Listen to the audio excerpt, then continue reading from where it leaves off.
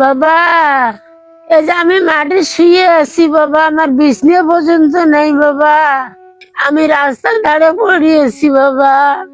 এ আর্তনাদ 10 তলা বিল্ডিং বা উচ্চ বিলাসিতার নয়।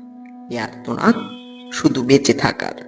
রংপুর কুড়িগ্রাম ঘোগাদহ ইউনিয়ন পোষের খুঁটি গ্রামে আমার চোখে কপাট নাই বাবা, আমার ঘর নাই বাবা, একটা পানি খাবো টিউবওয়েল নাই বাবা, একটা বাথরুম নাই বাবা, আমাকে দয়া করি ভিক্ষে দিবে না বাবা। পদ্মার বাঁধের ঢালে 4 থেকে 5টি টিন দিয়ে মোড়ানো একটি ভাঙা ঘরে 65 বছর বয়সী বৃদ্ধা রাহেনা বেগমের দিন কাটে। ভিক্ষে বৃত্তি করলেও বৃদ্ধা রাহেনা বেগমকে দিনের অধিকাংশ সময় না খেয়েই থাকতে হয়। শুকনো মৌসুমে রাস্তার ঢালে থাকলেও বর্ষার সময় আমি এমন একজন ব্যক্তিকে আজকে আমি আপনাদের কাছে তুলে ধরছি, দেখলে আপনার অন্তরটা কেঁদে উঠবে। একটু আসুন। পদ্মার বাঁধের উপর খোলা আকাশের নিচে স্থান নিতে হয়। দর্শক, এই যে অসহায় মানুষটি আপনারা দেখতে পাচ্ছেন মাটির মধ্যে শুয়ে পড়ে আছে, এই অসহায় বৃদ্ধার স্বামী সন্তান কেউ নেই, থাকার একটি ঘর নেই, তার একটি ল্যাট্রিন নেই, তার একটি টিউবওয়েল নেই।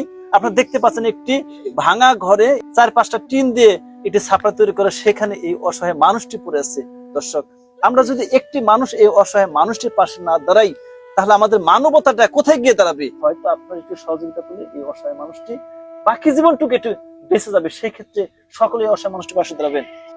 একমাত্র সম্বল হয়ে দাঁড়িয়েছে শুধু একটি মাটির বিছানা।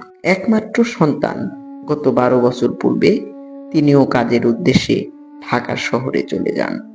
বৃদ্ধা রাহেনা বেগম পরবর্তীতে আরেকটি বৃদ্ধ ব্যক্তিকে বিয়ে করেন। বার্ধক্যজনিত কারণে তিনিও কাজ করতে অক্ষম। আসুন সকলে মিলে এই অসহায় বৃদ্ধার একটি ঘরের ব্যবস্থা, টিউবওয়েল ও একটি টয়লেটের ব্যবস্থা করে দেই। হয়তো আপনার আমার একটু মানবতায় অসহায় বৃদ্ধা ফিরে পাবে সুন্দর একটি জীবন।